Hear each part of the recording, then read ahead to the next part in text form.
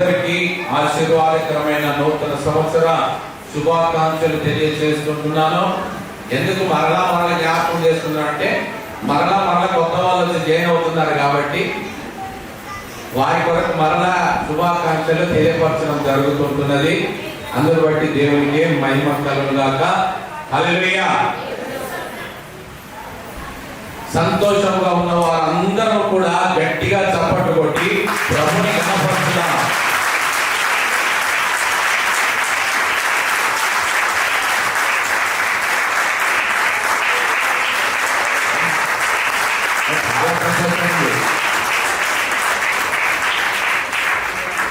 నూతన సంవత్సరం అంటే ఎంత సంతోషమో.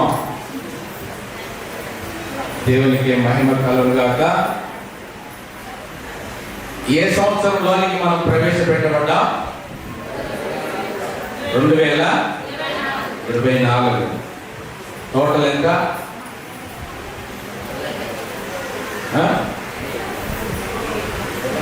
2 + 2 + 4 ఎంత? 8. దేవునికి స్తోత్రం. 8కి ఉన్నటువంటి ప్రత్యేకత ఏంటంటే 8వ దినమునకు ఉన్నటువంటి ప్రత్యేకత తిరిగి ప్రారంభం. ఎందుకనగా దేవుడు చేసిన సృష్టిలో మొదటి దినము నుండి 6 దినముల వరకు సృష్టి అంతా చేసి 7వ దినమున విశ్రమించాడు. అంటే అప్పటికి ఒక వారం సంపూర్తి అయిపోయింది. మరలా తిరిగి వారము ప్రారంభమయ్యేది 8వ దినం, అనగా రీబిగినింగ్ అన్నమాట, పునః ప్రారంభం. ఇది ఇంకొక అర్థం ఏంటంటే 8కి ఉన్నటువంటి ప్రత్యేకత పరిశుద్ధ గ్రంథంలో యెరూషలేము దేవాలయానికి మరియమ్మ యోసేపులు యేసు ప్రభుని ఎన్నో దినమున తీసుకొని వచ్చారు? 8వ దినమున తీసుకొని వచ్చారు. కాబట్టి 8వ దినంలో ఎక్కడ ఉండాలి మనం?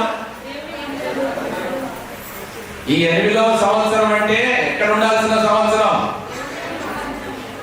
మరి జాగ్రత్త. ఈ 8వ సంవత్సరం అంటే దేవుని మందిరంలో గడపాల్సిన సంవత్సరము. 8వ దినమనగా ప్రతిష్ఠింపబడిన దినము. 8వ దినమనగా సున్నతి చేయబడవలసిన దినము. ఇశ్రాయేలు ప్రజలకు ఏర్పాటు చేయబడిన దేవుని కట్టడ ప్రకారముగా ప్రభు కొరకు ప్రతిష్ఠింపబడవలసిన దినము, ప్రతిష్ఠించిన దినము. ధర్మశాస్త్ర ప్రకారము ప్రభువైన యేసు క్రీస్తు కూడా బాలుడిగా జన్మించి 8వ దినమున యెరూషలేము దేవాలయంలో ధర్మశాస్త్ర ప్రకారము సంపూర్తిగా మరియమ్మ యోసేపు గారు నెరవేర్చారు. దాన్ని బట్టి మనకు 25వ డిసెంబర్ ఏర్పాటు చేయబడింది. 8వ దినమున యెరూషలేములోనికి కుటుంబం వచ్చారు, అది రికార్డ్ చేయబడింది. దాని నుండి 8 రోజులు వెనక్కి వెళ్తేనే 25వ డిసెంబర్న ప్రభు జన్మించాడని అదొక ఆధారం. అది కాబట్టి ఈ 8వ దినము, ఈ 8వ సంవత్సరము నీకు, నాకు, మనందరికీ, మన సంఘానికి ఒక ఆశీర్వాదకరమైన సంవత్సరముగా ప్రభు మనకు అనుగ్రహిస్తున్నాడు. ఒకవేళ గడిచిన సంవత్సరము, ఏ సంవత్సరం గడిచిపోయింది? విశ్రాంతి సంవత్సరం గడిచిపోయింది. 7వ సంవత్సరము విశ్రాంతి సంవత్సరము గడిచిపోయింది. కాబట్టి విశ్రాంతిగా ఉన్నామేమో. 7వ సంవత్సరం విశ్రాంతి సంవత్సరం కాబట్టి ఒకవేళ విశ్రాంతి తీసుకున్నారేమో. అయినప్పటికీ కూడా ప్రభు మరలా ఈ సంవత్సరాన్ని రీబిగినింగ్, పునః ప్రారంభ సంవత్సరముగా మనకు అనుగ్రహిస్తున్నాడు, అనుగ్రహించాడు, ప్రతిష్ఠించాడు, ప్రత్యేకించాడు. బల ప్రారంభమైన సంవత్సరముగా జ్యేష్ఠత్వపు అధికారము, ఆశీర్వాదములను పొందుకోవలసినటువంటి శ్రేష్టమైన సంవత్సరముగా ప్రభు మనకు అనుగ్రహించాడు. నమ్మిన వారందరూ గట్టిగా ఆమేన్ అని చెప్పండి. దేవునికి స్తోత్రం. హల్లెలూయా. వాక్య భాగంలోనికి వెళ్ళడానికి ముందుగా ఒక మాట చెప్తాను. సాధారణంగా జనులు ఎలా ఉంటారు అంటే, మనకు అర్థం కావాలంటే, మన ఎదుట ఇప్పుడు ఒక పంచపక్ష పరమాన్నములతో ఒక భోజనము సిద్ధపరచబడింది. పంచభక్ష పరమాన్నం లాంటి ఇప్పుడు లేవులేండి. ఒక శ్రేష్టమైన చికెన్, మటన్, బిర్యానీ మన ఎదుట ఉంచబడేది ప్లేట్లో. ఇక్కడ ఉన్నటువంటి వారు ఆ ప్లేట్ను చూస్తే కొందరికి ఏమవుతుందో తెలుసా? ఆ భోజనాన్ని చూడగానే వారికి ఏమైపోతుంది? కడుపు నిండిపోతుంది. దాన్ని చూడగానే, దాన్ని ఆస్వాదించగానే కడుపు నిండిపోతుంది. కొందరికి ఆ భోజనము తింటే కడుపు నిండుతుంది. ఇంకొకరు ఉంటారు, మూడో గుంపు, తిన్న భోజనాన్ని అరిగించుకునే వారు ఉంటారు. ఇప్పుడు ఎవరికి భోజనం ఉండబట్టింది చెప్పండి? మొదటి గుంప, రెండవ గుంప, మూడవ గుంప? మూడవ గుంపు. కొందరికి సంవత్సరాది క్రిస్మస్ నాడు, న్యూ ఇయర్ నాడు మందిరంలోకి వచ్చి కూర్చోగానే నిండిపోతుంది. మొదటి గుంపు. రెండవ గుంపు, కొందరికి ప్రతి వారము వచ్చి దేవుని వాక్యాన్ని వినగానే నిండిపోతుంది. రెండవ గుంపు. మిగతాది మూడవ గుంపు, విన్న వాక్యాన్ని వంట పట్టించుకున్న వారు మూడవ గుంపు. మరి ఇప్పుడు చెప్పండి, ఎవరు ఏ గుంపులో ఉన్నారో? మూడో గుంపు చాలా కష్టం. ఫస్ట్ గుంపు అయితే ఈజీగా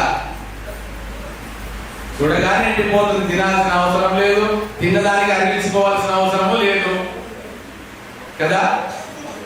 అలాగే దేవుని వర్తమానము, దేవుని వాక్యము, జీవాహారమైన వాక్యము చూడగానే తృప్తి పడితే సరిపోదు, వినగానే తృప్తి పడితే సరిపోదు. విన్న వర్తమానము అది నీకు ఆశీర్వాదకరంగా నీ జీవితంలో నెరవేర్చబడాలి అంటే దానిని నీవు జీర్ణించుకోగలగాలి, దాన్ని నీవు జీవితంలో అన్వయించుకోవాలా. అన్వయించుకోవడం ఉండదు, భోజించడం ఉండదు, కేవలం చూడడం ద్వారా మాత్రమే నాకు బలం రావట్లేదు. బలం ఎందుకు వస్తుందండి? నీకు చూడగానే కడుపు నిండిపోయింది, నీ కళ్ళతో చూడగానే నీకు నిమ్మలం అయిపోయింది, నీకు సాక్ష్యములు వింటుండగానే నీకు తృప్తి జరుగుతుంది. మరి ఆ సాక్ష్యములు వారు ఎలా చెప్పగలుగుతున్నారు? ఆ సాక్ష్యం రీతిగా నీవెందుకు చెప్పలేకపోతున్నావు?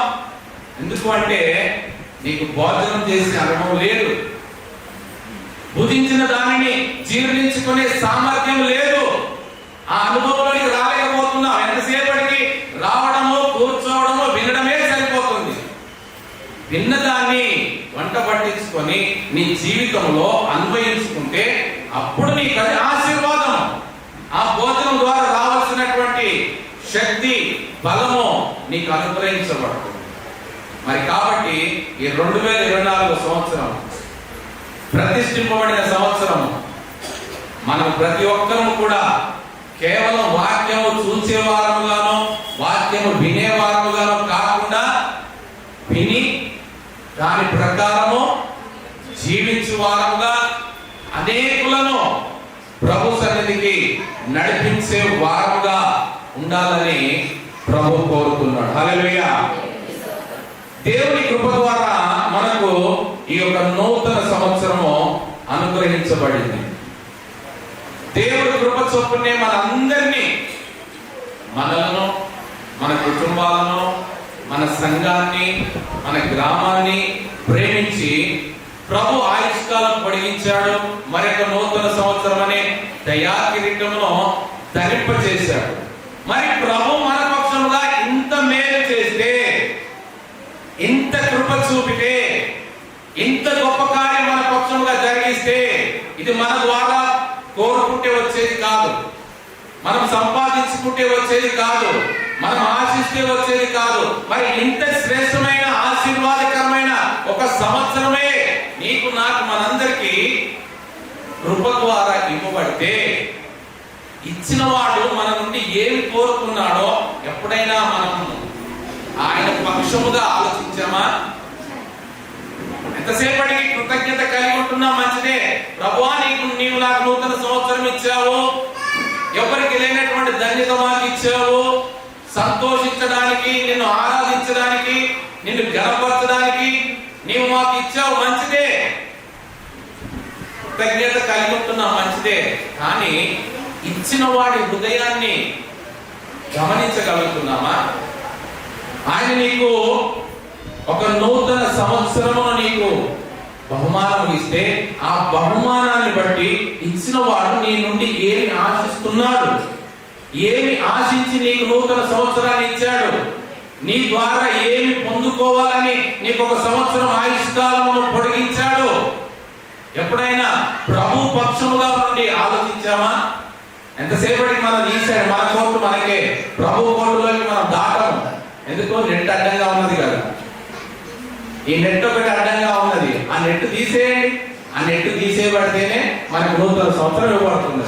ఇప్పుడు ప్రభు దగ్గరికి వద్దాం. ప్రభు దగ్గరికి వచ్చి, ప్రభువా, నీవు నాకు నూతన సంవత్సరం ఇచ్చావు కదా, మరి మా నుండి ఏం కోరుకుంటున్నావు? నా నుండి నీవు ఏమి కోరుకుంటున్నావు? ఈ సంవత్సరం నాకు ఇచ్చావు మంచిదే, కానీ ఈ సంవత్సరంలో నేను ఏ రీతిగా నీకు ఇష్టమైతే, నీ చిత్తానుసారమైతే ఉండాలని నీవు కోరుకుంటున్నావో నాకు బోధించు ప్రభువా అని ప్రార్థన చేయగలుగుతున్నామా? ఒక మాట మన ప్రార్థనలో ఆ మాటలను యాడ్ చేసుకోగలుగుతున్నామా? ఎంతసేపటికి ప్రార్థన అంటే వన్ సైడ్ లవ్ లాగానే ఉంటుంది. మంచిదే, ప్రేమిస్తున్నారు మంచిదే, నీ వైపు మాత్రమే చెప్పుకుంటూ వెళ్తున్నావు మంచిదే. మరి నీ ప్రభువు కూడా నిన్ను ప్రేమిస్తున్నాడు. ఆ ప్రేమకు ప్రతిగా నీ నుండి ఏమి ఆశిస్తున్నాడో ఆ వన్ సైడ్ లవ్ అనేది టూ సైడ్ లవ్ గా మారితే కదా ఆశీర్వాదం. ఎందుకంటే జతపరిచిన వాడు ఆయనే. మొదటగా ఇరువురిని కూడా ఏక శరీరముగా జతపరిచిన వాడు ఆయనే. ఆదాము అవ్వలను, ప్రథమ నరులను జతపరిచిన వాడు ఆదాముగా, పరమ ఆదాముగా, కడపటి ఆదాముగా ప్రభు ఉంటున్నాడు. కడపటి అవ్వగా మనం ఉంటున్నాం. మరి మన మధ్యలో ఉండాల్సిన ప్రేమ కూడా ఇరువైపుల ప్రేమ కలిగి ఉండాలి, ఏక శరీరమైన ప్రేమ కలిగి ఉండాలి. అలాంటి ప్రేమను మనం ప్రభు పక్షంగా ఎలా చూపెట్టగలుగుతున్నాం? ఎంతసేపటికి ప్రభువే మనల్ని ప్రేమించి బహుమానాలు ఇవ్వడమేనా? ఆయన ఇచ్చిన బహుమానానికి కృతజ్ఞతగా మనమేనా ఆయనకు ఇవ్వగలుగుతున్నాం? చూద్దాం ప్రభు మన నుండి ఏం కోరుతున్నాడు. మనకు అనుగ్రహించబడిన ఈ సంవత్సరాన్ని బట్టి ప్రభు మన నుండి ఏం కోరుతున్నాడు చూడండి. ద్వితీయోపదేశ కాండము 10వ అధ్యాయము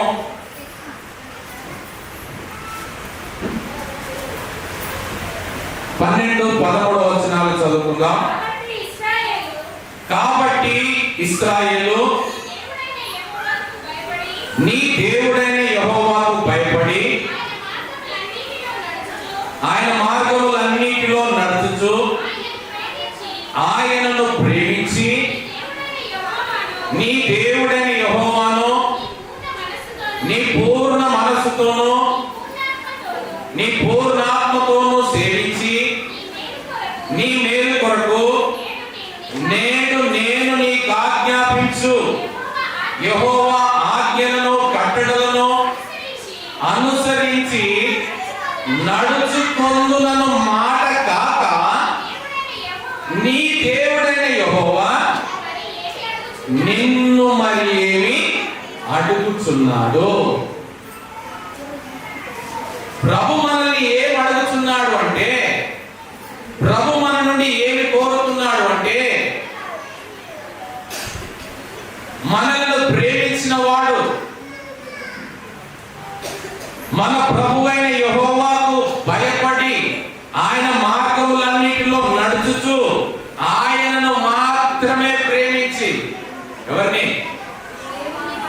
లోకమును కాదు, లోకము కాదు మనకు నూతన సంవత్సరం ఇచ్చింది. లోకము ద్వారా కాదు మనం జీవింపబడేది.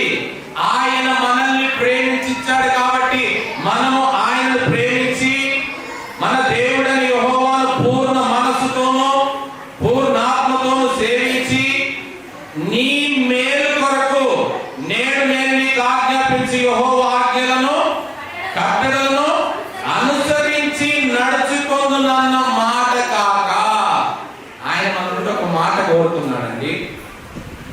ఒక్క మాట కోరుతున్నాడు మన నుండి, ఒక తీర్మానం కోరుతున్నాడు, ఒక ప్రమాణం కోరుతున్నాడు, ఒక విజ్ఞప్తిని మన ద్వారా ఒక సమాధానాన్ని ఆయన కోరుతున్నాడు.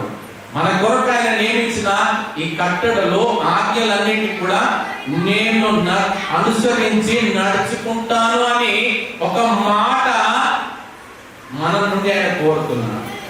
అది ఆయన మన నుండి కోరేది. అంటే ఇంకేమి కోరట్లేదు. ఆయన ప్రేమించమంటున్నాడు, ఆయన ఆజ్ఞలు వినమంటున్నాడు, ఆయన అనుసరించి నడుచుకుందునన్న మాట కాక నీ దేవుడని యెహోవా నిన్ను మరి ఏమి అడుగుతున్నాడు. ఇప్పుడు గమనించండి, ఒకవేళ మనం ఇంకా 2023 డిసెంబర్ 31లో ఉన్నాము, లేవండి ఎప్పుడో వచ్చేసామండి, ఉన్నాం అనుకోండి, ఇప్పుడు ఉన్నాము. ఇప్పుడు ప్రభు ఒక కండిషన్ పెట్టాడు. ఎవరెవరైతే ₹1,00,000 నాకు ఇప్పుడు కానుక చెల్లిస్తారో వారికి మాత్రమే నేను 2024లోనికి అనుమతిస్తా.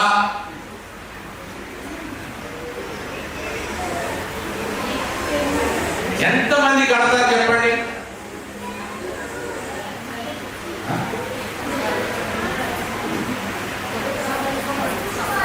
లేరా? ఎవరికి సంవత్సరం అవసరం లేదా? 12 నెలలు 365 రోజులు ఇస్తాడంటే ప్రభు. ₹1,00,000 కడితే మొబైల్ ₹100 పెట్టి రీఛార్జ్ చేయకపోతే పని చేయట్లేదు.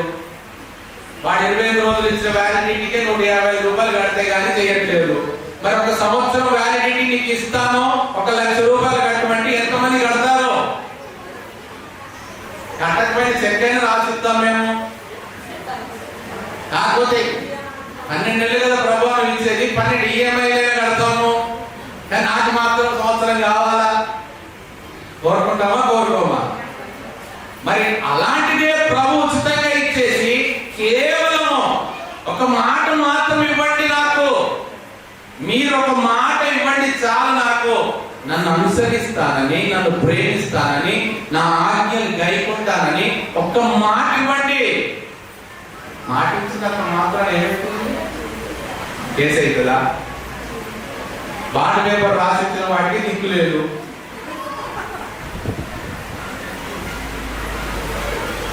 మాట తీసే అవసరం అయితే కట్టు మీద పెడతాం. అది ప్రభు మన నుండి కోరుతున్నాడు. ఒక మాట.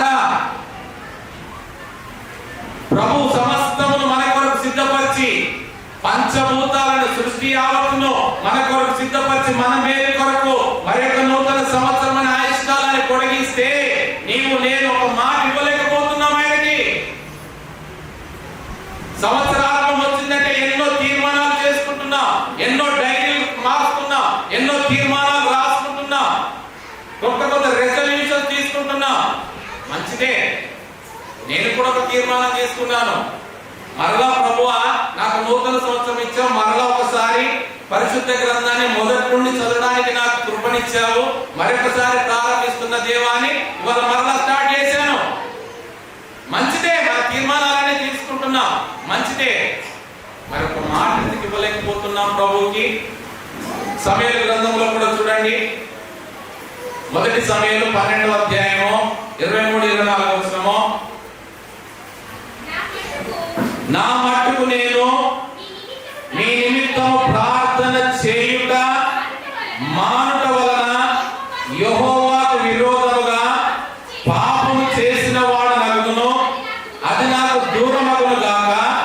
కానీ శ్రేష్టమైన చక్కని మార్గమును మీకు బోధించును. ఆయన మీ కొరకు ఎన్ని గొప్ప కార్యములను చేసెనో అది మీరు తలంచుకొని, మీరు యెహోవా యందు భయభక్తులు కలిగి నిష్కపటులై పూర్ణ హృదయంతో ఆయనను సేవించుట ఆవశ్యకము. ఖచ్చితంగా నెరవేర్చవలసింది. ప్రవక్త అయిన సమూయేలు ద్వారా పరిశుద్ధాత్ముడు రాపిస్తున్నాడు.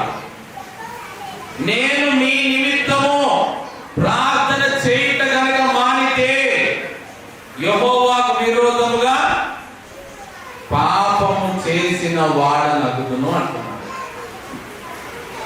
తన గురించి ప్రార్థన మారడం కాదు, ఎదుటి వారి గురించి.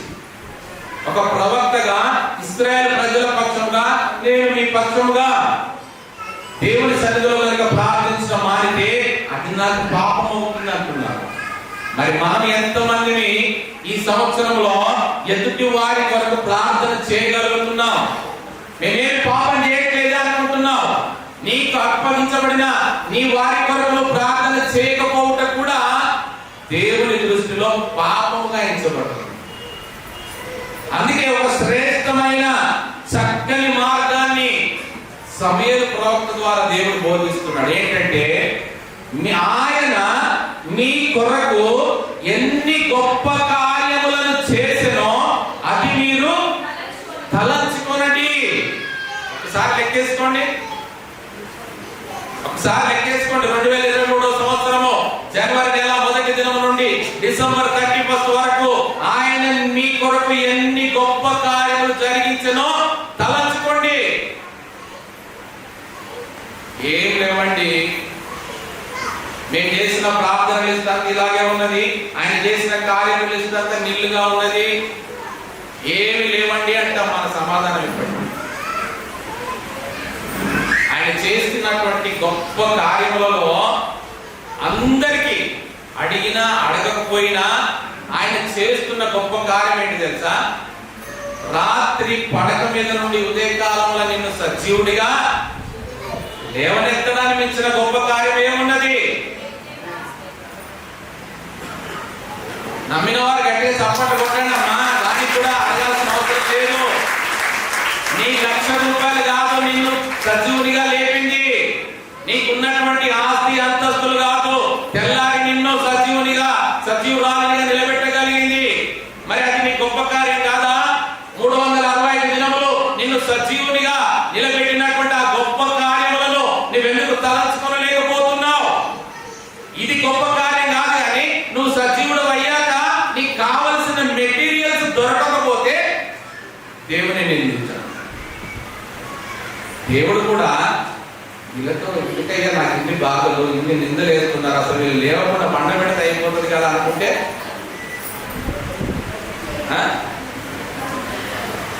తర్వాత ఇవన్నీ ఎందుకు? ఇక జెడ్ దాకా ఎందుకు? అసలు ఏ దగ్గరనే ఆల్ఫాబెట్ ఏ దగ్గరనే చాప్టర్ క్లోజ్ చేస్తే ఇక PQRY జెడ్ దాకా ఎందుకు ఈ ప్రాబ్లమ్స్? మరి నిన్ను ఆల్ఫాగా నిన్ను లేవనెత్తినప్పుడు జెడ్ దాకా నిన్ను నడిపించడానికే కదా. ఆల్ఫాబెట్ లో ఆల్ఫా ఒమేగా ఆది అంతమైన వాడు నీకు ఆదిని ఇచ్చాడంటే అంతం వరకు కూడా నిన్ను నడిపించడానికి ఆయన బాధ్యత కాదా? దాన్ని తలంచుకోమంటున్నాడు ఆయన.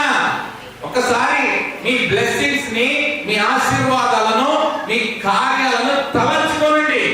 వాటిని తలంచుకొని యెహోవా యందు భయభక్తులు కలిగి నిష్కపటులై పూర్ణ హృదయంతో ఆయనను సేవించుట ఆవశ్యకము.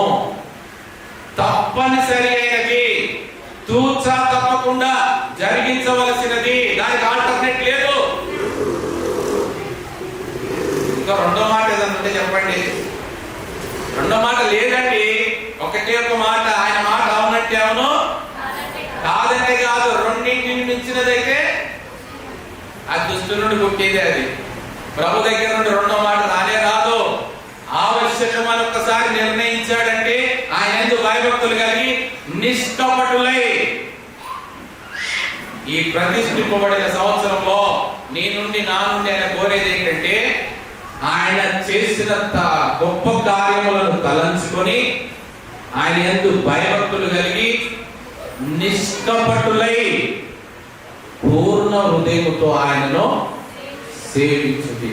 ఇది ఆయన మన నుండి కోరుతున్న మాట. ఇది ఆయన మన నుండి ఆశిస్తున్నది. ఇంకా చూడండి, మూడవ వాక్య భాగము మీకా గ్రంథము 6వ అధ్యాయము 8వ వచనం చూడండి.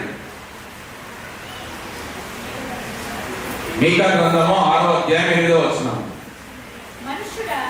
మనుషుడా ఏది ఉత్తమమో అది నీకు తెలియచేయబడి ఉన్నది, న్యాయముగా నడుచు నడుచుకొనుటయు కనికరమును ప్రేమించుటయు దీన మనసు కలిగి నీ దేవుని ఎదుట ప్రవర్తించుటయు ఇంతే కదా యెహోవా నిన్ను అడుగుతున్నాడు. ప్రభు ఏమడుగుతున్నాడు మనల్ని?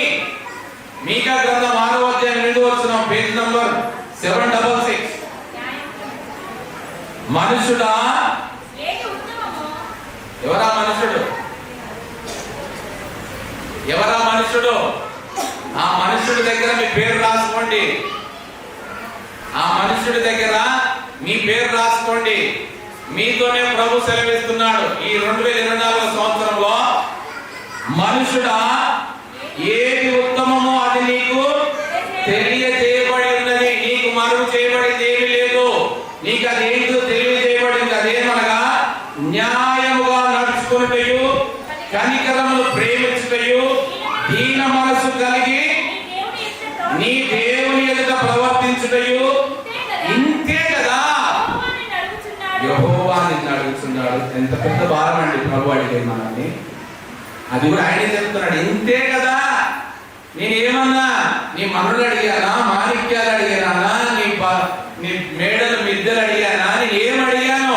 ఇంతే కదా నేను మిమ్మల్ని అడిగింది. న్యాయముగా నడుచుకోమంటున్నారు కదా, నీతిగా జీవించమంటున్నారు కదా, కనికరము కలిగి ఉండమంటున్నారు కదా, ప్రేమించడం నేర్చుకోమంటున్నారు కదా, దీన మనసు కలిగి నీ దేవుని ఎదుట. ఇది మాత్రం ఖచ్చితంగా చేస్తున్నాం, మనుషుల ఎదుట మాత్రం చేయట్లేదు. ఇది మాత్రం దీన మనసు కలిగి నీ దేవుని ఎదుట ప్రవర్తించడం. అవును ప్రభావం నీ ఎదుట ఏమన్నా మనుషుల ఎదుట ఏమని చెప్పలే కదా. ఇంతే కదా ప్రభు నిన్ను అడుగుతున్నాడు. ఇన్ని మాటలు ప్రభు చెప్పిన దాంట్లో ఏమైనా మనకు కష్టమైంది ఏంటి చెప్పండి? నేను భరించలేనండి, నేను మోయలేనండి, నేను ఆచరించలేనండి, నా వలన ఇది సాధ్యం కాదండి, ప్రభువు నా వలన సాధ్యం కానిది కోరుతున్నాడండి, ఏమైనా ఉందా? గడిచిన 2023 సంవత్సరము మనందరికీ కూడా మంచి అనుభవాలను మిగిల్చి వెళ్ళింది కాదంటారా? నేర్చుకోవాలనుకున్న వాడికి ప్రతి ఓటము కూడా ఒక అనుభవమే. మార్పు చెందాలనుకుంటున్న వాడికి ప్రతి కీడు కూడా ఒక మేలే. 2023 సంవత్సరాన్ని నిందించడానికి ఏది లేదు. అది నీకు మంచి అనుభవం నేర్పించింది. ఏ రీతిగా ఎవరి దగ్గర ఎక్కడ ఎలా ప్రవర్తించాలో, ఎలా సర్దుకోవాలో, ఎలా సరి చేసుకోవాలో, ఎలాగా ఇక మీద జాగ్రత్త కలిగి ఉండాలో ఎన్ని అనుభవాలు ఇచ్చారండి 2023 సంవత్సరము. ఎంత మాత్రం మనం నిందించడానికి లేదు. అవన్నీ కూడా మనకు ఒక అనుభవ పాఠములు, అవన్నీ ఎక్స్పీరియన్స్. అవన్నీ వాటిని పొందుకున్న వారుగా మనం ఈ 2024 సంవత్సరంలో ఒక శ్రేష్టమైన అనుభవం కూడా వెళ్ళడానికి అది ఎంతగానో మనకు దోహదపడుతుంది. సరే, ఈ 2024 సంవత్సరము ప్రభు ఆశీర్వదించాడు. మనల్ని న్యాయముగా కనికరం కలిగి ప్రేమించమంటున్నాడు, నడుచమంటున్నాడు. అయితే మనం వెళ్ళడానికి ముందుగా మనం చేయవలసిన కార్యం ఒకటి ఉంది. మన ముందు ప్రయాణించవలసిన దూరం చాలా ఉంది. మనం దాటి వేయబడవలసినటువంటి గమ్య స్థానములు చాలా ఉన్నాయి. మనం చేరుకోవలసిన మజిలీ చాలా ఎత్తులో ఉన్నది. కానీ అక్కడికి వెళ్ళాలంటే మనం చేయాల్సిన ఒక కార్యం చూడండి. నిర్గమకాండము 33వ అధ్యాయము 15వ వచనంలో గమనించుదాం. నిర్గమకాండము 33వ అధ్యాయము 15-16 వచనం. మోషే నీ సన్నిధి రాని ఎడల ఇక్కడ నుండి మమ్మను తోడుకొని పోకుము, నా ఎడలను నీ ప్రజల ఎడలను నీకు కటాక్షము కలిగినదని దేని వలన తెలియబడను? నీవు మాతో వచ్చుట వలననే కదా. అట్లు మేము అనగా నేనును నీ ప్రజలను భూమి మీద ఉన్న సమస్త ప్రజల్లో నుండి చెప్పెను. మోషే చేసినటువంటి ప్రత్యేకమైన విజ్ఞాపన ప్రభు సన్నిధిలో ఏమి కోరుతున్నాడంటే, నీ సన్నిధి రాని ఎడల ఇక్కడ నుండి మమ్మను తోడుకొని పోకుము. ప్రభు అంటున్నాడు, నీ కొరకు కానాను సిద్ధపరిచానయ్యా, ఈ ప్రజలందరి కొరకు పాలు తేనెలు ప్రవహించే సమృద్ధి కలిగినటువంటి దేశానికి నేను మిమ్మల్ని నడిపిస్తున్నాను, మీరు వెళ్ళండి అంటున్నాడు. మనమైతే ప్రభువే వెళ్ళమన్నాడు, ఇంకా ఆలస్యం ఎందుకు? మళ్ళీ ప్రభు మనసు మారక ముందే వెళ్ళిపోతే మంచిది. ఎక్కడ మళ్ళా మనసు మారితే వద్దంటాడు. కానీ మోషే చూడండి ఏమంటున్నాడంటే, నీ సన్నిధి రాని ఎడలా మేము ఇక్కడైనా ఉండడానికి ఇష్టపడతాము, ఈ అరణ్యంలో ఉండడానికైనా మేము ఇష్టపడతాము, కానీ మేము వెళ్ళము. మరి మన ప్రార్థన అలా ఉంటుందా? ప్రభువా, ఈ 2024 సంవత్సరం మాకు ఇచ్చావు, మమ్మల్ని నడవమంటున్నావు, మమ్మల్ని వెళ్ళమంటున్నావు, కానీ నీవు మాతో వస్తేనే మేము ముందుకు వెళ్తాము, నీవు మాతో కూడా రావాలి. నీవు మాతో రాని ఎడల మాకు అది క్షేమకరం కాదు, మాకు అది ఆశీర్వాదకరం కాదు, మాకు అది దీవెనకరం కాదు. ఆడ పాలుండని, తేనెలుండని, సమృద్ధి అయిన ఫలములుండని, నీవు మాతో ఉంటేనే. ఈ ప్రార్థన మన నుండి కోరుతున్నాడు. ఈ ప్రార్థన ఇంతవరకు ఇన్ని సంవత్సరాలు జరిగించలేదేమో, కానీ ఈ సంవత్సరము ప్రతిష్ఠించబడిన సంవత్సరముగా ప్రభు మన నుండి కోరుతున్నాడు. ఈ ప్రార్థన చేయండి, నా సన్నిధిని ఆశ్రయించండి, నన్ను కోరుకోనండి, నేను మీతో కూడా రావడానికి ఇష్టపడుతున్నాను. ఎందుకు మోషే కోరుతున్నాడు ఆయన సన్నిధిని? ప్రభువా, ఆ దేశం మేము ఎప్పుడు చూడలేదు ప్రభువా, ఆ దేశానికి మేము ఎప్పుడు వెళ్ళలేదు ప్రభువా, మొదటిసారిగా మేము వెళ్తున్నాం ప్రభువా. మనకు కూడా మొదటిసారి కదా, 2024 సంవత్సరం క్రితం చెప్తాను దాటామా? మొదటిసారి కదా. మరి మనకు జనవరి ఎలా ఉంటుందో, ఫిబ్రవరి ఎలా ఉంటుందో, ఆగస్టు ఎలా ఉంటుందో, నవంబర్ ఎలా ఉంటుందో తెలుసా? తెలియదు. ఆ దూరం మేము ప్రయాణం చేయాలంటే మేము ఒక్కరేమి చేయలేము ప్రభువా. నీ సన్నిధి మాకు తోడుగా ఉండాలి, నువ్వు రావాలి, నువ్వు వస్తేనే మేము వెళ్తాం. ఎందుకు అడగట్లేదు? మనం అడగకుండా వెళ్తున్నాం కాబట్టి అనర్థాల పాలవుతున్నాం.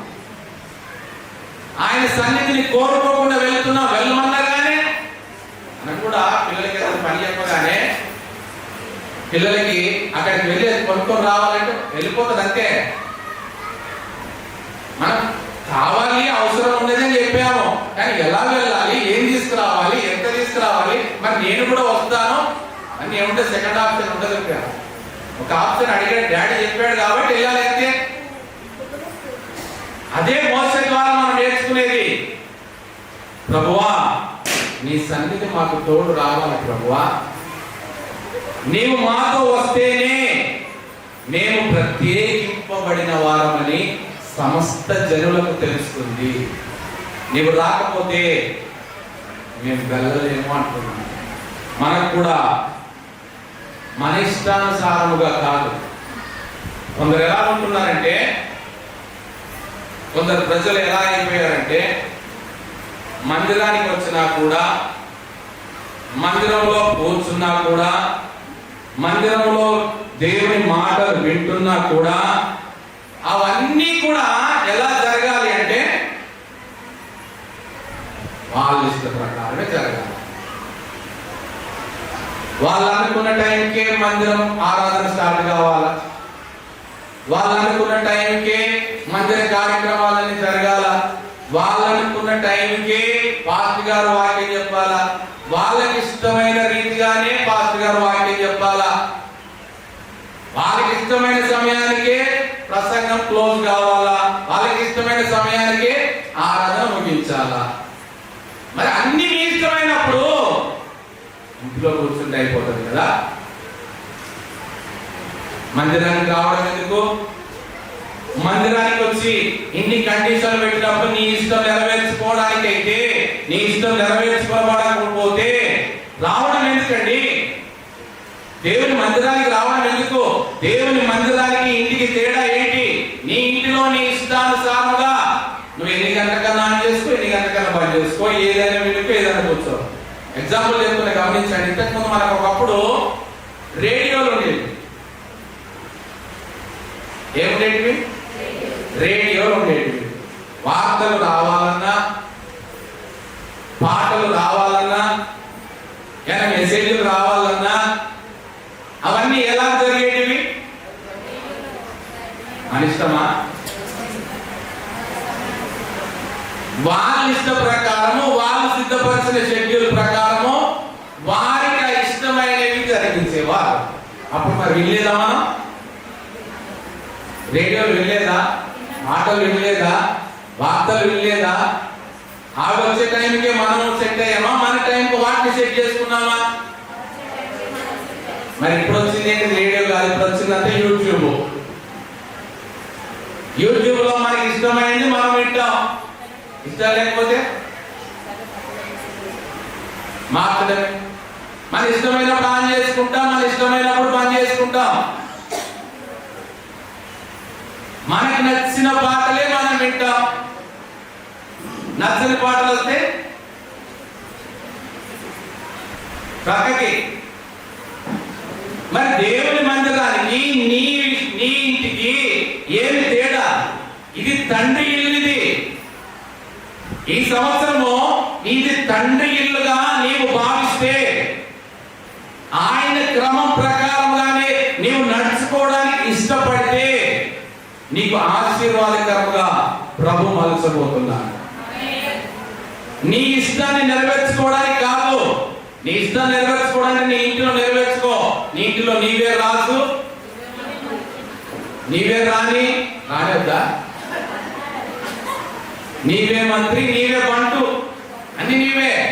మరి దేవుని సన్నిధిలో, తండ్రి ఇంటిలో ప్రతిదీ కూడా క్రమ ప్రకారముగానే జరిగించబడాలి. ఇవాళ రేపు ఎలా అయిపోయారంటే, ప్రభు నాకు ఈ మధ్యలో మొన్ననే ఈ లాస్ట్ వీక్ లో ఒక కొత్త షెల్టర్ని ఇచ్చాడు నాకు.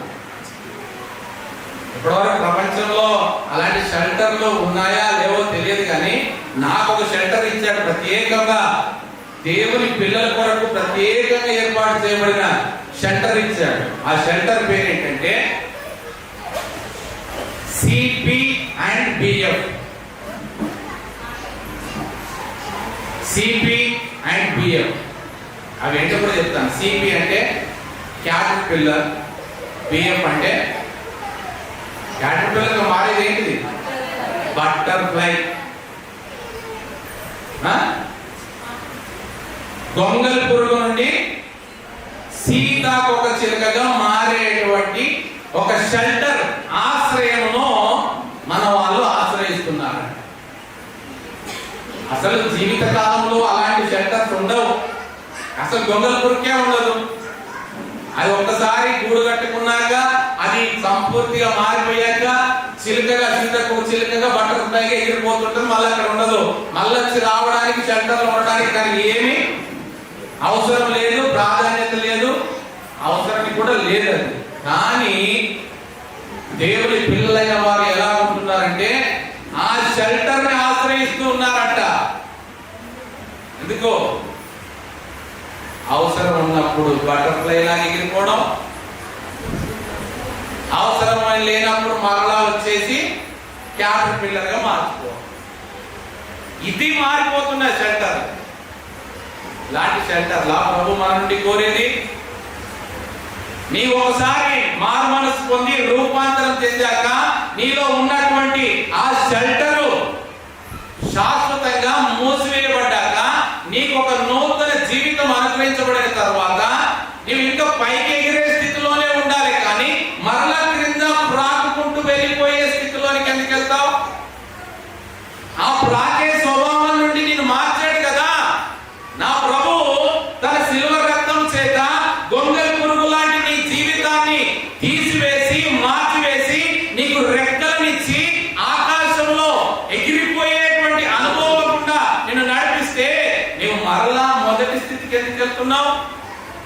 ఆ షెల్టర్ ఎందుకు ఆశ్రయిస్తున్నావు? 2023 సంవత్సరంలో ఒకవేళ కనుక అలాంటి షెల్టర్ లో కనుక ఉన్నట్లయితే ఆ షెల్టర్ ఈ సంవత్సరంలో క్లోజ్ చేయబడాలని ప్రభు కోరుతున్నాడు. ఉంటే షెల్టర్లోనే ఉండు. నీకు బయటికి పైకి ఎగరడానికి కష్టమైతే నీకు రెక్కలిచ్చి కూడా ఎగురుతూ హాయిగా ఉల్లాసంగా జీవించమని ప్రభు నీకు శ్రేష్టమైన అనుభవం ఇస్తే నీకు అది కూడా చాట కాకపోతే ఉండు, గూడులోనే ఉండు. గూడులోనే ఉంటూ ఆకులు తింటూ పసరు తింటూ అలాగే పసరు పురుగుగానే ఉండిపో. ఎవరైనా నిన్ను ప్రేమిస్తారా? ఒక క్యాట్ పిల్లర్ గా గొంగల పురుగుగా ఉంటే ఎవరైనా నిన్ను ఆస్వాదిస్తారా? నిన్ను అక్కున చేర్చుకుంటారా? అబ్బా ఎంత బాగా ఉందో అని చెప్పేసి నిన్ను నిమురుతారా? ఎందుకు నీకు పనికి వస్తావు? చూడగానే తొక్కి వేయబడడానికి పనికి వస్తావు. నీలోని పసరిని తక్కి వేయడానికి పనికి వస్తావు.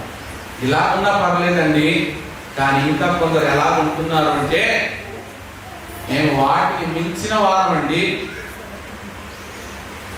గొంగలి పురుగులను కూడా మించిన వారం. ఎలాగా? జలగల్లాగా మారిపోతామండి మేము. గొంగలి పురుగు దీంతో పోల్చుకుంటే గొంగలి పురుగులైనా ఆకులు తింటూ పసరు పురుగుగా జీవిస్తుంది. కానీ జలగలు మరి జలగల స్వభావం ఏంటి?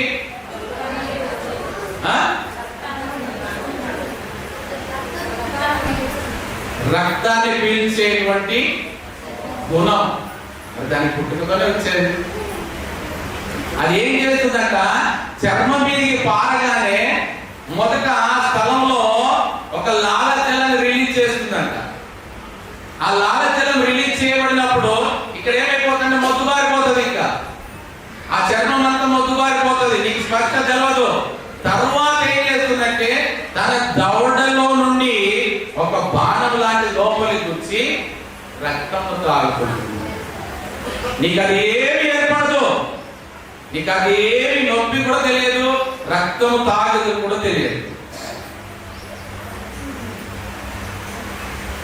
ఇంతకాలం ఇంకా జలగల్లాగా మనుషుల రక్తాన్ని త్రాగుతూ జీవిస్తారు. ప్రభు ఎందుకు జ్ఞాపకం చేస్తున్నాడంటే ఇవన్నీ కూడా ఇలాంటి స్వభావాలని ఉన్నవారని కాదు, ఉంటున్నారని కాదు, కానీ ఇలాంటి లక్షణాలన్నీ పోగొట్టుకొని నూతన జన్మంలోనికి నడిపించబడాలని కోరుతున్నాడు ప్రభు. ప్రభు నిన్ను తన స్వరక్తం ఇచ్చి సంపాదించుకుంటే ఆయన నూతన నిబంధన రక్తాన్ని పానం చేయమంటున్నాడు. ఆయన నీకు ఈ రక్తం త్రాగడం చేత కాదు, మనుషుల రక్తంతో త్రాగడానికి మాత్రం నీకు చాలు. ప్రభువేమో నా శరీరాన్ని భుజించండి, నా రక్తాన్ని పానం చేయండి, ఈ సంవత్సరంలో మీ కొరకు సిద్ధపరచిన శ్రేష్టమైన ఆశీర్వాదాలు మీరు అనుభవించాలంటే నా శరీర రక్తంలో పాలు పొందుకోనండి అంటే నెలకొకసారి సిద్ధపరచబడే ప్రభు బలలో పాల్గొనడానికి చాట కాదు, కానీ 24 గంటలు మనుషుల రక్తాన్ని ఎంతగా త్రాగి పిప్పి పీల్చి చేద్దామా. ఎలా మరి నీకు ఆశీర్వాదకరంగా సంవత్సరం మార్చబడుతుంది? ఎలాగ నీవు అనుకున్న ప్రార్థన విజ్ఞాపనలకు సమాధానం వస్తుంది? ఎలాగ నీవు కోరినటువంటి నీ ఇష్టాలు నెరవేర్చబడతాయి? సంవత్సరం వచ్చేసింది, మనకు ఆశీర్వాదకరంగా ఉండడానికి మరి మనం ఆశీర్వాదకరంగా మార్చబడుతున్నామా? మనల్ని మనము పరిశీలించుకోవాలి. చూడండి, ఇక్కడ గమనించండి, తీతుకు రాసిన పత్రికలో పౌలు గారు చెప్తున్న మాట 2వ అధ్యాయం 7వ వచనం. తీతుకు రాసిన పత్రిక 2వ అధ్యాయం 7వ వచనం. పరపక్షమందున్నవాడు మనలను గూర్చి చెడు మాట ఏదియు చెప్పనేరక సిగ్గుపడినట్లు అన్నిటి యందు నిన్ను నీవే సత్కార్యముల విషయమై మాదిరిగా కనుపరుచుకొనుము. చూడండి, ఇక్కడ రాయబడిన మాట, పరపక్షమందుండువాడు మనలను గూర్చి చెడు మాట ఏదియో చెప్పనేరక సిగ్గుపడినట్లు. ఏ పక్షము? ఏ పక్షమందున్నవాడు? పరపక్షమందున్నవాడు, మనకు వ్యతిరేకమైన పక్షమందున్నవాడు, దేవుని ప్రజలకు వ్యతిరేకమైన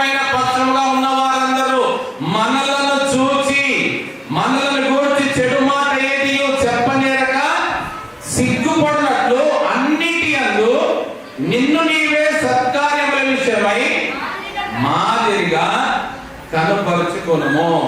కానీ మనం ఏం చేస్తున్నాం? పరపక్షం వాళ్ళు పక్కన పెట్టండి, మన స్వపక్షం వాళ్ళే మనల్ని సిగ్గుపరుచున్నట్టుగా ప్రవర్తిస్తారు. మరి ఎక్కడ మన మాదిరి కనబడేది? ఎక్కడ మనం మాదిరికరంగా జీవించేది? ప్రభు అంటున్నాడు, నీ మాదిరికరమైన జీవితం ద్వారా పరపక్షం మందు వాడు కూడా నిన్ను గూర్చి చెడుగా మాట్లాడి సిగ్గుపరచబడకుండానట్లుగా అంటున్నాడు. మరి నీ పక్షాన్ని నీవు జాగ్రత్తగా కాపాడుకోగలుగుతున్నావా? నీ స్వపక్షంలో నీవు సరిగా ఉండగలుగుతున్నావా? గమనించండి, ప్రభు అడుగుతున్నాడు, ఆయన ఆజ్ఞలను గైకొనమని అంటున్నాడు, న్యాయముగా ప్రవర్తించమంటున్నాడు, నిష్కపటులుగా జీవించమంటున్నాడు. ఈ 2024 సంవత్సరం ఇవాళ మొదటి డేట్ కనుక మొత్తం లెక్క పెడితే ఎంత వస్తుంది? 10. మొత్తం కౌంట్ చేస్తే 1 + 1 + 2 + 2 + 4 ఎంత? 10. 10 అంటే దేనికి సాదృశ్యము? 10 ఆజ్ఞలు పరీక్షకు సాదృశ్యం. 10 గురించి ప్రభు కూడా తెలియజేసే మాట చూడండి. లేవికాండం 27వ అధ్యాయము 30వ వచనం చూడండి. లేవికాండము 27వ అధ్యాయం 30వ వచనం. భూధాన్యములలోనేమి వృక్ష ఫలములోనేమి భూఫలములన్నిటిలో దశమ భాగము యెహోవా సొమ్ము, అది యెహోవాకు ప్రతిష్ఠితమగును. దశమ భాగం ఎవరి సొమ్మంట? దయచేసి అందరూ గమనించండి. లేవికాండం 27వ అధ్యాయం 30వ వచనము. భూధాన్యములలోనేమి వృక్ష ఫలములోనేమి భూఫలములన్నిటిలో దశమ భాగము యెహోవా సొమ్ము, అది యెహోవాకు ప్రతిష్ఠితమగును. మరి యెహోవా సొమ్ము యెహోవాకు చెల్లించకుండా నీవు దొంగిలించి నా దేవుడు నాకు ఈ సంవత్సరం అంతా నష్టమే కనపరిచాడంటే ఎవరిది తప్పు? నువ్వెక్కడ న్యాయంగా ప్రవర్తించావు? నువ్వెక్కడ నీతిగా ఆయన కట్టడని ఆజ్ఞలను నెరవేర్చావు? దశమ భాగము యెహోవా సొమ్ము, అది యెహోవాకు ప్రతిష్ఠితమైనది. మరి దానిని ఆయనకు సరిగా చెల్లిస్తున్నామా? ఆయన చెల్లించవలసిన ప్రతిష్ఠిత భాగము, ప్రతిష్ఠితమైన సొమ్ము ఆయనకు చెల్లిస్తున్నామా? మనకు తెలుసు దశమ భాగము యెహోవా సొమ్ము అని తెలుసు, అది ప్రతిష్ఠితమైనదని తెలుసు, ఆయనకు మాత్రమే చెల్లించాలని తెలుసు, అన్ని తెలుసు. కానీ ఏ గుంపులో ఉంటున్నాం మనం? మొదటి గుంపులోనే ఉంటున్నాం. మూడో గుంపులోకి రావట్లేదు మనం. మరి ఎలాగ నీకు ఈ సంవత్సరం ఆశీర్వాదకరంగా ఉంటుంది? 2024 సంవత్సరము పలాని వారికి ఆశీర్వాదకరంగా మాత్రమే ఉన్నది, మాకు లేదంటే ప్రభు ఏమైనా పక్షపాత? ఆయన ఎవరిని ఎక్కువగా ప్రేమించి ఒకరిని ఏమైనా తక్కువగా చూసేవాడా? అలాగైతే కొందరికి మాత్రమే న్యూ ఇయర్ ఇచ్చి కొందరికి మాత్రం డ్రాప్ చేయాలి కదా. మరి అందరిని ఎందుకు ప్రమోట్ చేశాడు? అందరిని సమానంగా ప్రేమిస్తున్నాడు. సమానంగా అందరికీ కూడా శ్రేష్టమైన సంవత్సరాన్ని ఇచ్చాడు. కానీ నీవు దాన్ని నీ ఇష్టానుసారముగా దేవునికి వ్యతిరేకంగా నీవు దాన్ని మార్చుకుంటున్నావు. అది కాదు ఈ సంవత్సరంలో ప్రభు నీ నుండి కోరేది. ఈ సంవత్సరం అంతా కూడా ప్రభువా నీకు చెల్లించవలసిన శ్రేష్టమైన దశమ భాగాన్ని నేను నీకు చెల్లిస్తానని ప్రభు చూడండి. మలాకి ప్రవక్త కూడా చివరి గ్రంథంలో కూడా తెలియజేస్తున్నాడు. మన అందరికీ తెలిసిన వాక్య భాగమే అది. మలాకి రెఫరెన్స్ చెప్పండి. 3:10 ఏమంటాడు? నా మందిరంలో ఆహారం ఉన్నట్లు 10వ భాగమంతయు మీరు నా మందిరపు నిధిలోనికి తీసుకొని రండి. దీన్ని చేసి మీరు నన్ను శోధించిన యెడల నేను ఆకాశ వాకిళ్లను విప్పి పట్టజాలనంత విస్తారముగా దీవెనలు కుమ్మరించదనని సైన్యములకు అధిపతి యెహోవా సెలవిస్తున్నాడు. మన చేతి పనులు ఆశీర్వదించబడాలా, మన ధాన్య కొట్లు నింపబడాలా, 3 పువ్వులు 6 కాయలుగా వర్ధిల్లాలా. కానీ అలాగే 3-10 మాత్రం మేము నెరవేర్చము. మన కష్టార్జితం అంతా 3 పువ్వులు 6 కాయలు కావాలా, మరి 3-10 ప్రకారం ఎందుకు నెరవేర్చం మనం? ప్రభు అంటున్నాడు, ప్రవక్త ద్వారా సెలవిస్తున్నాడు. మనందరికీ తెలిసిన వాక్య భాగమే, నా మందిరంలో ఆహారం ఉన్నట్లు 10వ భాగం అంతయు నా మందిరపు నిధిలోనికి తీసుకొని రండి. ఎక్కడికి తీసుకొస్తున్నావు నీవు? ఆయన నిధిలోనికి తీసుకొని వస్తున్నావు. ఆయన మందిరంలో ఆహారం కొరకు తీసుకొని వస్తున్నావు. నా మందిరంలో శ్రేష్టమైన సమృద్ధి అయిన ఆహారం ఉండాలి అంటే నీ ద్వారా రావాల్సినటువంటి ఆ 10వ భాగమును నా మందిరపు నిధిలోనికి తీసుకొని రండి. అప్పుడు ఏం చేస్తానంటున్నాడు? దీన్ని చేసి మీరు నన్ను శోధించిన యెడల. మనకున్న అలవాటు ఏంటి? అలవాట్ల పొరపాటు ఏంటి? శోధించడం తప్ప చేయడం రాదు. ప్రభు ముందే చెప్తున్నాడు, దీన్ని చేసి నన్ను శోధించమంటున్నాడు. నువ్వు దాన్ని చెయ్యవు, ప్రభునేమో శోధిస్తావు. ప్రభు ఏం చెప్పాలంట? మీరు ఫస్ట్ చెయ్యండి, నేను చెప్పింది మీరు చెయ్యండి. చేశాక ప్రభువా ఇదిగో మేము చేశామయ్యా, ఇప్పుడు నీ వంతు నువ్వు చెయ్యయ్యా అంటే ఆయన చేస్తాడు. మనకందరికీ తెలుసు కానీ మనం చెయ్యం. కానీ ప్రభు మాత్రము నాకు ఏమి ఇవ్వలేదు, ఏమి ఇస్తలేడు, నా ప్రార్థన వింటలేడు, నా కష్టమే చూడలేదు, నా రక్తాన్ని నేను ఎంత చెమటగా మార్చుకున్నా కూడా ఆయన కనికరం రావట్లేదు. ఆయన మాత్రం గెచ్చమనే తోటలో ప్రార్థన చేస్తే ఆయన రక్తము, ఆయన చెమట గొప్ప రక్తము బిందువుగా మారింది. ఆయన ప్రార్థన చేస్తున్న అలా మాత్రమే. నా ప్రార్థనకి ఎందుకు ఆయన చేయట్లేదు? ఇది మన శోధన, ఇది మన పరిశోధన. ప్రభువుకే పరిశోధన మనం చేసేవాళ్ళం. ప్రభు అంటున్నాడు, మీరు దీన్ని చేసి నన్ను శోధించిన యెడల ఏమంటున్నాడు? నేను ఆకాశపు వాకిండ్లను విప్పి. ఒక్క వాకిలా? వాకిండ్ల ఏకవచనమా బహువచనమా? మనకు కనపడేది ఒకే వాకిలి కదా. మరి ఆకాశపు వాకిండ్లను విప్పి అంటున్నాడు. ఏంటి ఆ వాకిలి? ఒక్క వాకిలి కాదు, ఆకాశపు వాకిండ్లనే విప్పుతాను. ఏంటి ఆ వాకిళ్ళు? ఒక్కొక్క వాకిలి ఒక్కొక్క పర సంబంధమైన ఆశీర్వాదం. నీ ఆరోగ్యము, నీ విద్య, నీ ఉద్యోగము, నీ వివాహము, నీ గర్భఫలము, నీ గృహము, నీ స్వాస్థ్యము, నీ యొక్క తరతరముల దీవెనలు, ఇవన్నీ కూడా ఒక్కొక్క ఆశీర్వాదము ఒక్కొక్క వాకిలిగా ప్రభువు నీ కొరకు సిద్ధపరిచించాడు. ఆ ఆకాశపు వాకిళ్ళు విప్పబడాలంటే తాళం చేయి కూడా నీ దగ్గర పెట్టాడు. తాళం చేయి నీ దగ్గర పెట్టుకొని, ప్రభువా నువ్వు వాకిలి ఓపెన్ చేయి, వాకిళ్ళను తెరువు, నాకు ఆశీర్వాదం ఇవ్వు, నాకు గర్భఫలం ఇవ్వు, నాకు ఉద్యోగం ఇవ్వు, నాకు ఉన్నత విద్యనివ్వు, నాకు మంచి భర్తనివ్వు, నాకు మంచి భార్యనివ్వు, మంచి పిల్లల్నివ్వు, మంచి గృహం ఇవ్వు, మంచి వాహనం ఇవ్వు, మంచి పరిచయం ఇవ్వు, అన్ని మంచివే. మరి తాళం చేయి ఎందుకు వాడట్లేదు? తాళం చేయి నీకే కదా ప్రభు ఇచ్చాడు. ఆ 10వ భాగమే నీకు అనుగ్రహించబడిన తాళం చెవి. పరమందున్న ఆకాశపు వాకిళ్ళు విప్పబడాలంటే ప్రభు నీకు ఇచ్చిన తాళం చేయిని నీవు వాడితే, సక్రమంగా వినియోగిస్తే నీ కొరకు ఎందుకైనా తెరవడు. వాగ్దానం చేసిన వాడు నమ్మదగిన వాడు కాదా? ఎందుకొరకు, ఎవరి కొరకు సిద్ధపరిచి పెట్టాడు ఆకాశపు వాకిళ్లను? నీ కొరకు కాదా? నా కొరకు కాదా?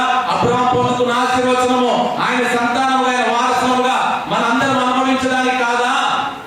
మరి మనం ఎందుకు ఆయన చిత్తానుసారంగా జరిగించలేకపోతున్నాం? ఇక్కడ గమనించండి, మొదటి మాట, నా మందిరములో ఆహారం ఉంటున్నట్టు. నీకు దీవెన కావాలంటే మొదటికి ఏం పెట్టాలా? అబ్రహాం శారములకి వాగ్దాన కుమారుడైన ఇస్సాకు జన్మించాలంటే ముందు ఏం ఏర్పాటు చేశారు వాళ్ళు?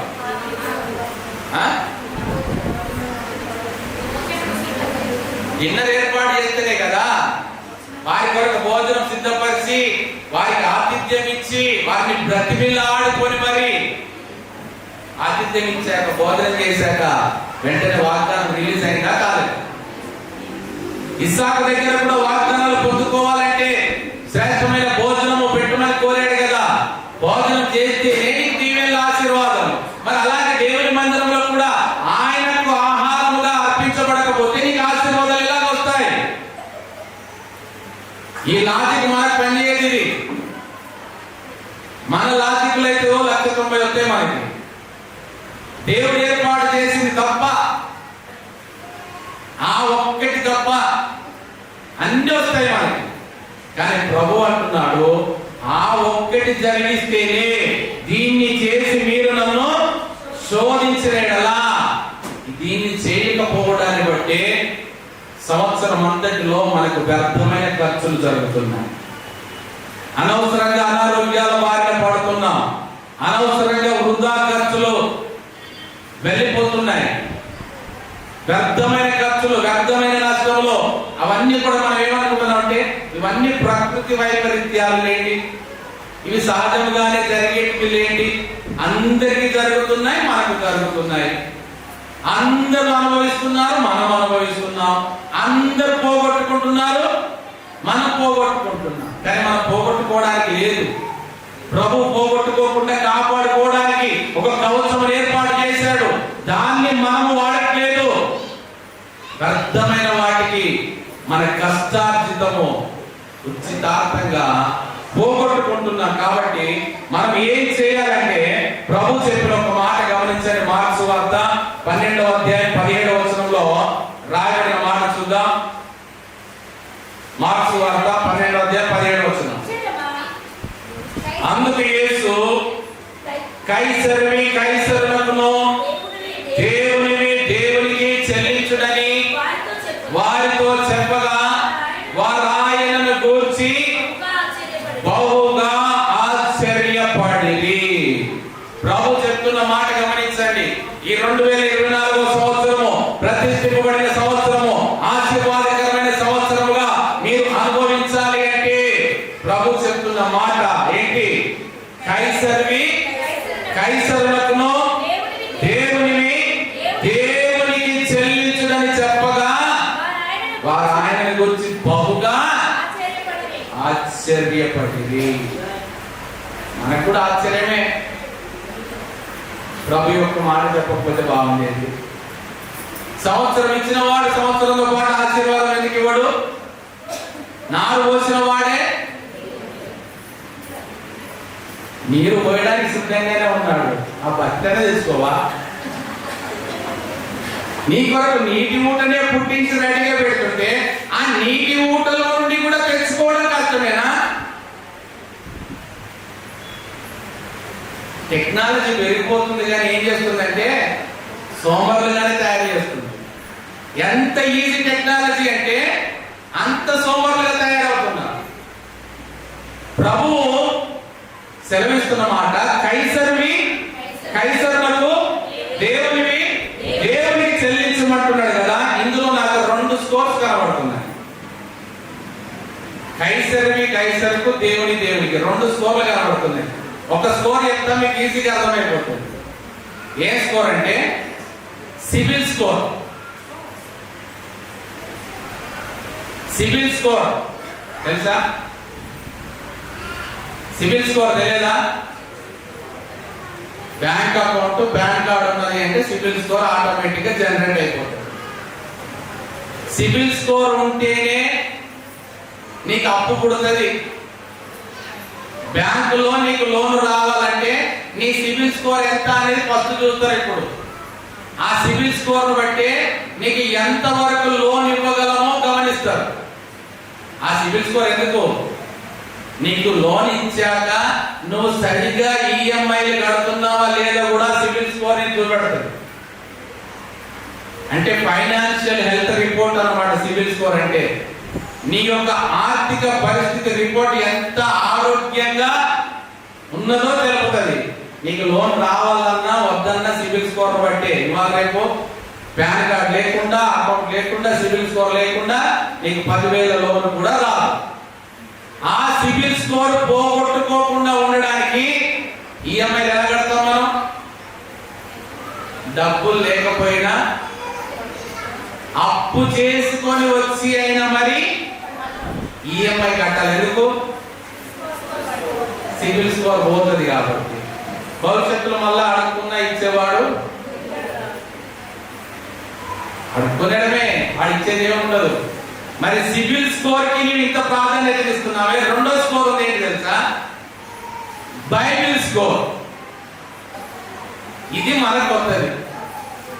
సిబిల్ స్కోర్ అంటే తెలుసు, కానీ బైబిల్ స్కోర్ ఏంటి సార్ అంటే, సిబిల్ స్కోర్ కు నువ్వు ఇచ్చే ప్రాధాన్యత బైబిల్ స్కోర్ కి ఎందుకు ఇవ్వట్లేదు? బైబిల్ స్కోర్ అంటే నువ్వు వాక్యంలో ఎంతగా ఆశీర్వదించబడ్డావు, నువ్వు ప్రార్థనలో ఎంతగా ఎదుగుచున్నావో, నువ్వు సంవత్సరం అంతటిలో ఎంతగా విజ్ఞాపన ప్రార్థనలో నీవు ఫలభరితంగా ఉన్నావో, నీవు పొందుకున్న ఆశీర్వాదాన్ని బట్టి ఎంత కృతజ్ఞత కలిగి ఈఎంఐలు చెల్లిస్తున్నావో. నీకు కొత్త ఆశీర్వాదం రావాలంటే పాత సిబిల్ స్కోర్ చూసినట్టుగా మరి నీకు కొత్త వాగ్దానం రావాలంటే నీ బైబిల్ స్కోర్ చూస్తే ప్రభు ఇస్తాడా ఇవ్వడా? స్కోర్ లేకుండా ఇస్తాడా? సంవత్సరంలో ఎన్ని మార్లు ప్రభువులలో పాల్గొన్నావో దానికి ఒక స్కోర్ పెడితే, సంవత్సరంలో ఒక్కసారైనా పరిశుద్ధ గ్రంథాన్ని పూర్తిగా చదివావా లేదా దానికి ఒక స్కోర్ పెడితే, సంవత్సరంలో సంఘం ద్వారా జరిగించబడే గృహ కూడికలలో ఎన్నింటిలో పాల్గొన్నావో దానికి ఒక స్కోర్ పెడితే, నీకు బైబిల్ స్కోర్ రావాలంటే ఫస్ట్ ఏం కావాలంటే బాప్తిసం తీసుకోవాలి, రక్షింపబడాలి. అప్పుడు మొదలైతుంది బైబిల్ స్కోర్. మరి ఈ రిపోర్ట్ విషయంలో మనం ఎందుకు జాగ్రత్త కలిగి ఉండట్లేదు? ఇన్ని సంవత్సరాలు సరే, ఇన్ని సంవత్సరాలు అకౌంట్ లేదు కాబట్టి దేవుడు వదిలేశాడు. ఇప్పుడు అకౌంట్ ఓపెన్ చేస్తున్నాడు. ఈ సంవత్సరం బైబిల్ స్కోర్ రిపోర్ట్ తీస్తున్నాడు. ఇప్పటి నుండి ఎంత మెయింటైన్ చేస్తారో మీరే గమనించండి. కాబట్టి మనము ఈ సంవత్సరంలో, ఈ 2024 సంవత్సరంలో, ఈ ఆశీర్వాదకరమైన ఈ సంవత్సరంలో మనల్ని మనం మరి ఒకసారి పునః ప్రతిష్ఠింప చేసుకుందాం. దేవుని సన్నిధిలో మనల్ని మనము మరలా మొదటి ప్రారంభాన్ని మొదలు పెడతాం.